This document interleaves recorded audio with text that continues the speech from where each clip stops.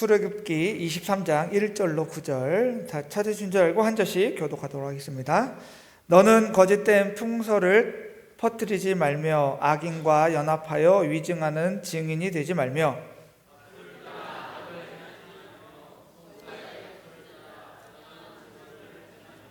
가난한 자의 송사라고 해서 편백되어 두둔하지 말지니라.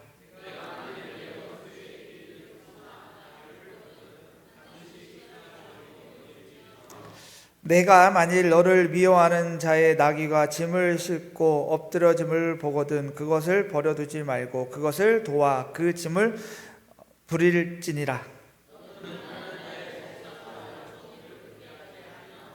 거짓 일을 멀리하며 무죄한 자와 의로운 자를 죽이지 말라. 나는 악인을 의롭다 하지 아니하겠노라.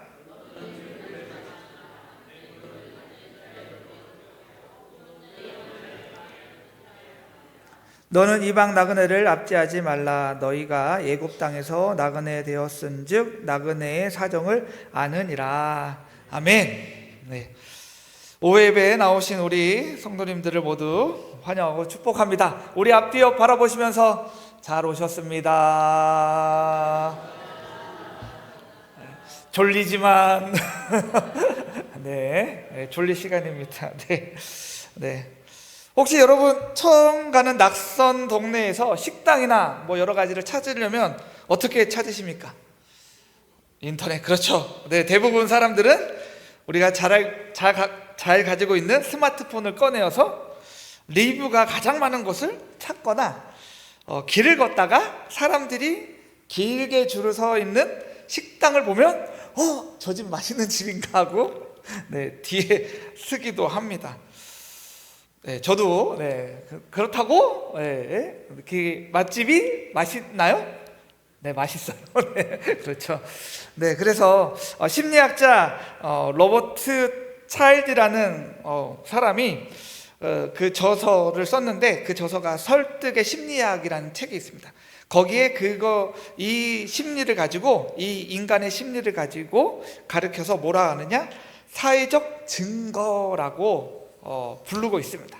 그러니까 이 사회적 증거는 사람들이 어떤 상황에서 무엇을 해야 할지 확신이 서지 않을 때, 그러니까 다른 사람들의 행동을 보고 그대로 따라하는 심리적 현상이라고 합니다.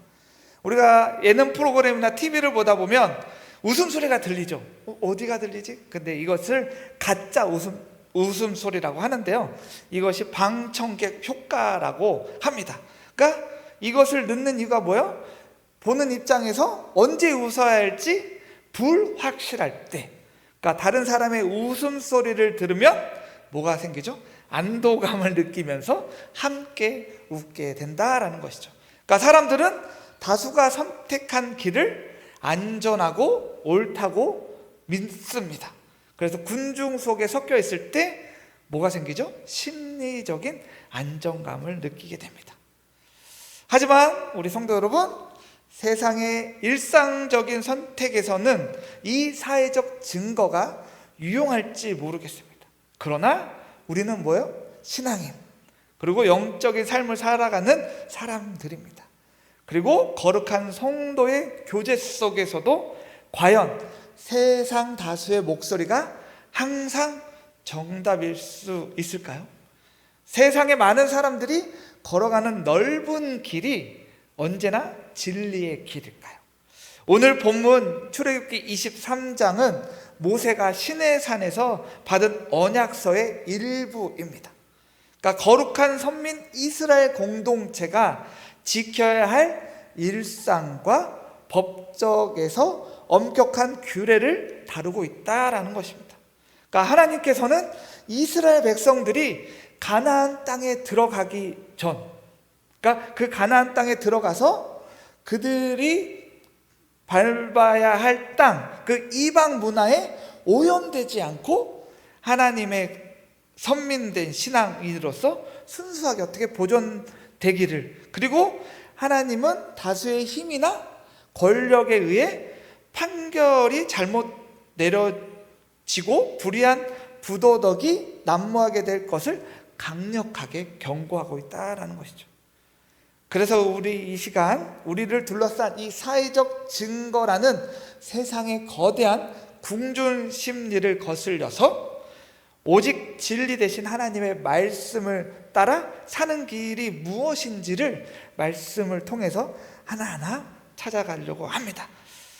오늘 본문 1절과 2절을 다시 한번 읽도록 하겠습니다. 1절과 2절 읽도록 하겠습니다. 시작. 너는 거짓된 풍설을 퍼뜨리지 말며 악인과 연합하여 위증하는 증인이 되지 말며 다수를 따라 악을 행하지 말며 송사의 다수를 따라 부당한 증언을 하지 말며.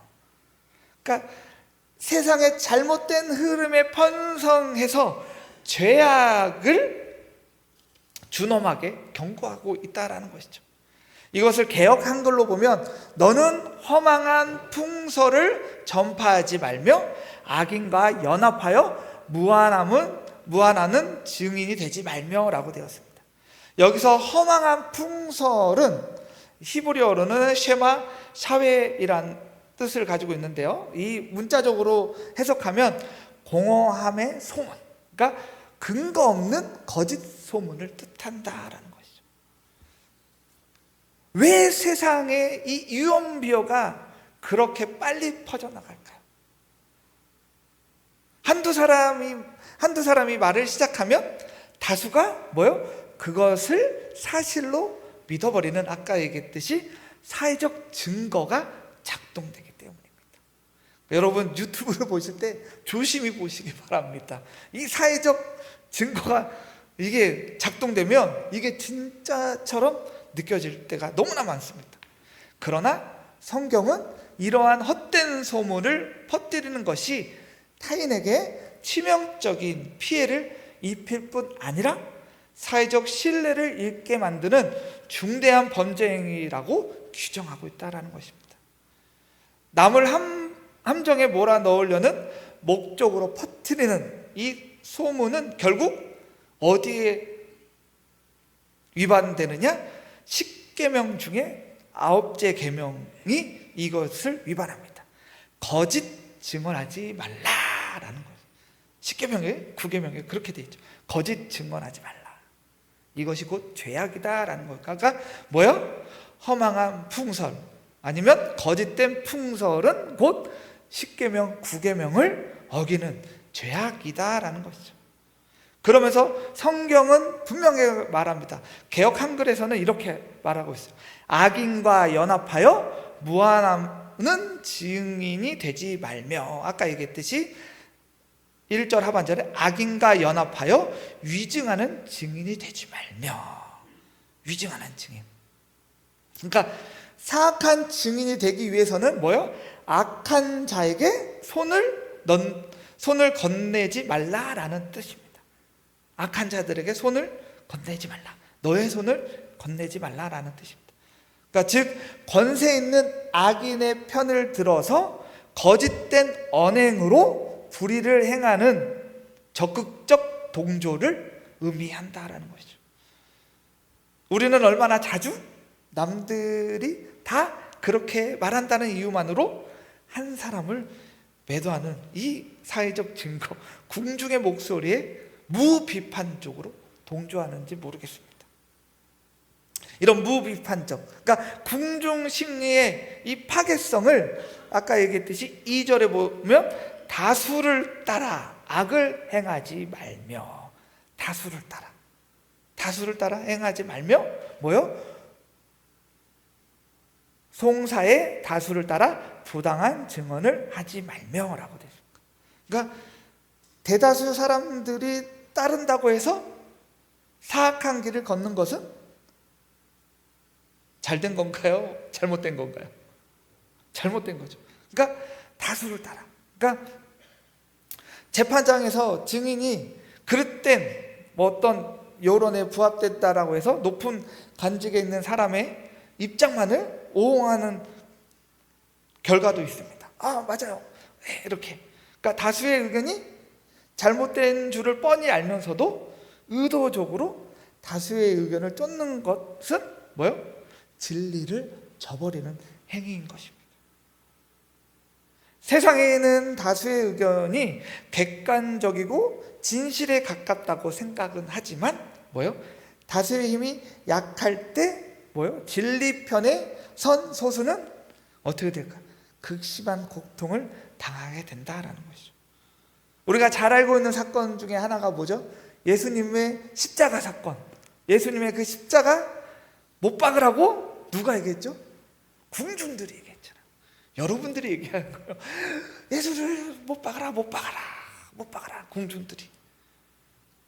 우리는 비록 소수일지라도 담대히 진리의 편에 서야 할 줄 믿습니다. 그래서 정말 사람들은 이 여론이라는 가짜 이 사회적 증거에 속고맙니다.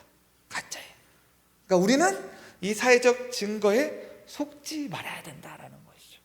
그러니까 진정한 맛집은 저기 숨어 있어요. 숨어 있어. 줄 쓴다고 다 맛집이 아니라 숨어 있습니다. 저도 이제 가끔 이제 운전하다가 보면 저 집 괜찮을까라는 생각으로 가면 정말 괜찮은 맛집이기도 합니다. 어쨌든 그러니까 우리가 이 가짜 이 사회적 증거에 속지 말아야 됩니다. 우리가 따라야 할 유일한 증거는 뭐죠? 영원히 변치 않는 하나님 말씀뿐인 줄 믿습니다. 그래서 이 영원한 변치 않는 하나님의 말씀을 언제나 붙들고 살아가시는 저 여러분들 되기를 소망합니다. 자, 그렇다면 이 세상의 사회적 증거는 어떻게 될까? 때때로 부당한 권력에 아부하게 만들기도 합니다. 하지만 때로는 어떻게 해요? 감정적인 여론을 형성해서 법과 원칙을 무너뜨리기도 한다라는 것이죠. 하나님은 진정한 정의가 무엇인지를 오늘 말씀에 가르쳐주고 계십니다. 3절 읽어볼까요? 3절 읽어볼까요? 시작. 가난한 자의 송사라고 해서 편벽되어 두둔하지 말지니라. 그러니까 가난한 자의 송사라고 편백되어 두둔하지 말라. 그러니까 우리의 본성은 뭐예요? 약한 자를 불쌍히 여기는 것을 비덕이라고 여깁니다. 그러나 법정에서는 판결이나 공동체의 치리에 있어서는 가난한 자라고 해서 무조건 편들고 비호하는 맹목적인 동정심을 보여서는 안 된다라고 하나님은 엄격하게 말씀해 주고 있다라는 것이죠. 경제적으로 가난한 자나 언제나 도덕적으로도 옳은 것은 아니기 때문이죠. 아무것도 가진 것이 없는 약자라고 해서 판결에 불공정하게 유리한 이익을 주는 것 또한 공의를 굽게 하는 범죄이기 때문입니다. 그러니까 판결을 담당하는 사람은 어떠한 경우에도 정에 치우치지 않는 부당한 공정을 유지해야 한다라는 것이죠. 그렇다면 하나님은 가난한 자를 냉대하라고 말씀하시는 걸까요? 결코 아니죠. 우리 이 6절로 가보실까요? 6절 같이 읽도록 하겠습니다. 시작. 너는 가난한 자의 송사라고 정의를 굽게 하지 말며. 결코 가난한 자의 송사라고 공평치 않게 하지 말며. 그러니까 지금 3절하고 6절이 이렇게 교차되는 거죠. 그러니까 3절과 정확한 균형을 이루는 말씀인 거죠. 그러니까 경제적으로 혹은 정치적으로 약자의 위치에 있는 사람을 무시하고 정의를 굽게 해서는 안 된다. 그러면서 특히 8절 읽도록 하겠습니다. 시작. 너는 뇌물을 받지 말라. 뇌물은 밝은 눈하고 의로운 자의 말을 굽게 하느니라. 네. 그러니까 경고하시는 거죠. 경고. 고대 금동에서 이 뇌물이라는 것은 단순히 선물이 아니라고 합니다. 엄청난 이득을 가져다 준다라고 합니다. 이것을 받으면 재판의 공정은 완전히 상실되고 만다라는 것입니다. 그러니까 뇌물은 그것을 받는 사람의 인격이 철저히 타락되었다라고 나타내는 증거입니다. 그러니까 힘없고 소외된 나그네와 고아 과부들은 돈의 힘으로 짓밟는 것은 하나님을 대적하는 행위인 것이죠. 그래서 아모스 선지자는 오직 정의를 물같이 공의를 마르지 않는 강같이 흐르게 할지어다 라고 통탄하며 외쳤습니다. 그러니까 성경은 하나님께서 정직한 자에게 복을 주시며 정직한 자의 기도를 기뻐하신다라고 약속하셨습니다. 그러니까 지정의를 경비한 바른 인격을 갖춘 사람만이 세상을 바르게 판단할 수 있다라는 것입니다. 그러니까 다수의 세상 사람들이 편법을 쓰고 뇌물을 주고받으면서 성공의 가도를 달린다 할지라도 우리는 하나님의 공이라는 단 하나의 잣대를 붙들어야 할 줄 믿습니다.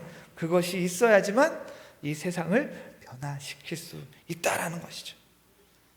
그래서 하나님의 다수의 방식, 즉 사회적 증거와 가장 철저하게 대립되는 충격적인 말씀을 우리에게 한 번 더 알려주시는 것이죠.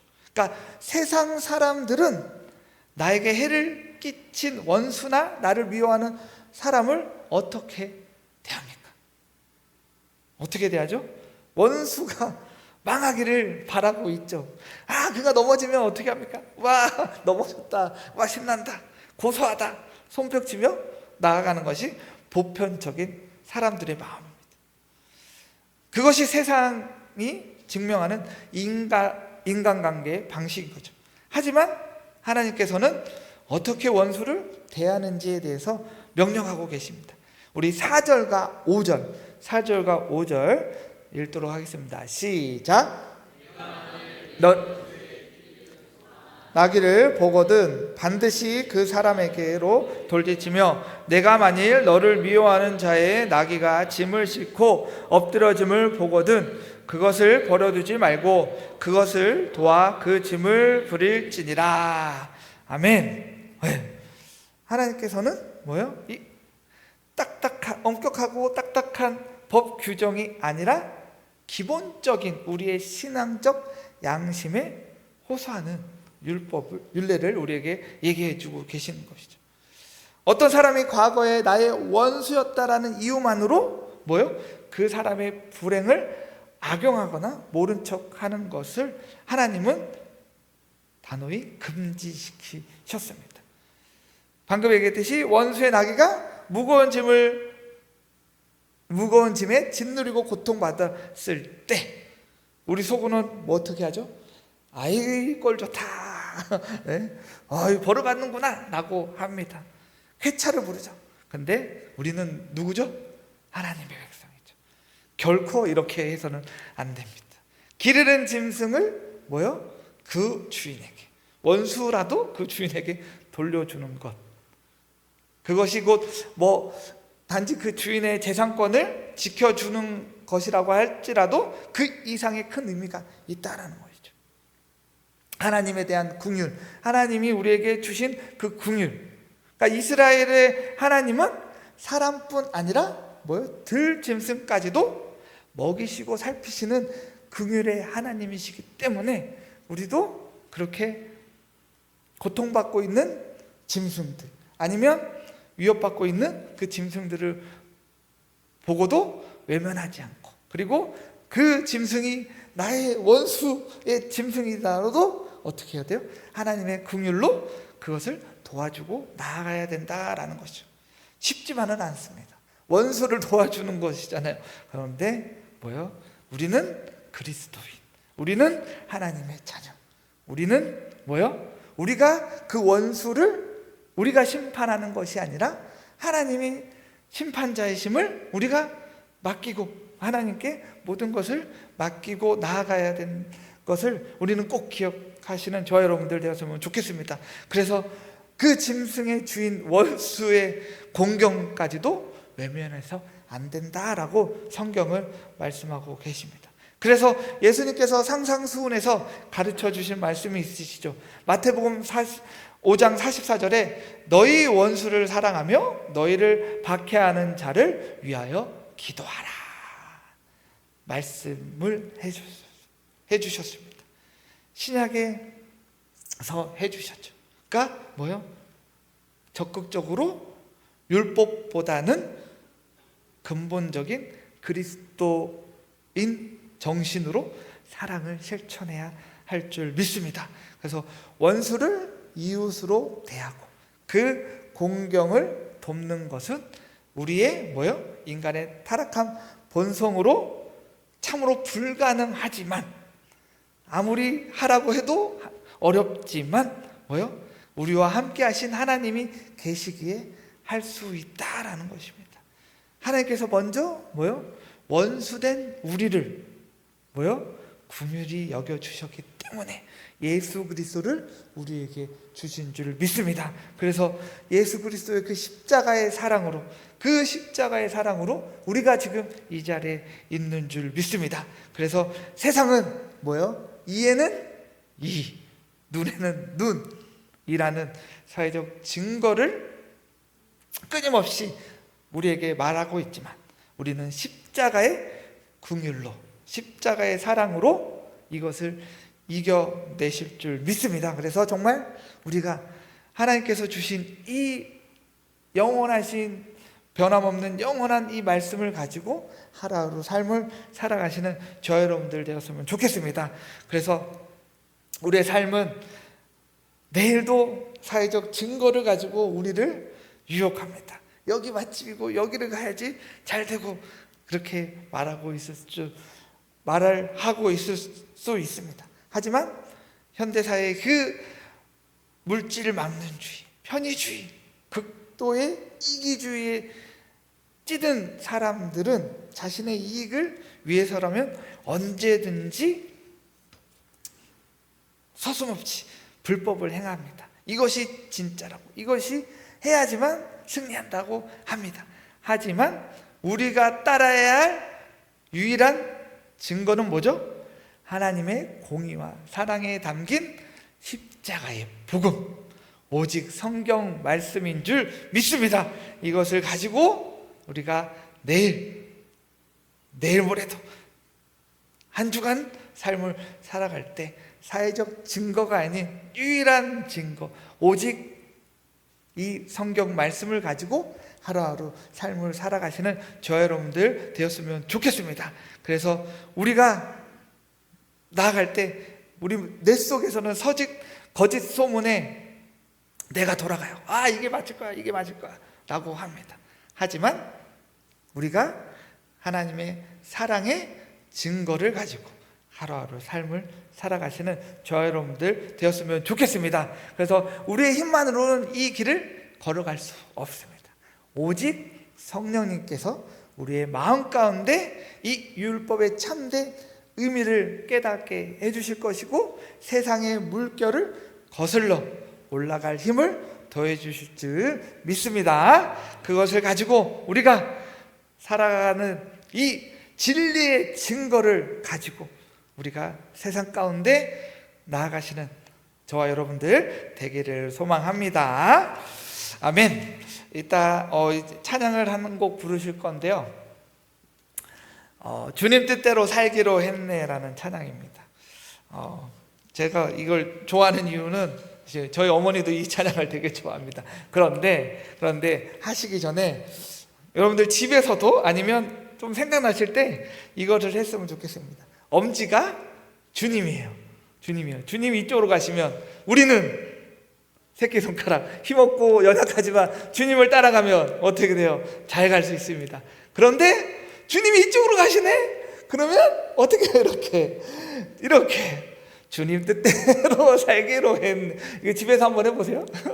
네, 엄지가 가면 안 됩니다. 네, 엄지가 오른쪽으로 가면 새끼손가락, 왼쪽은 이렇게.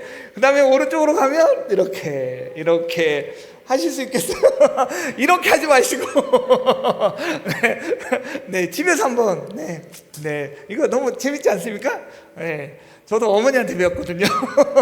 네, 할 때마다 저도 이렇게 됐어요 처음에. 근데 어떻게 해요?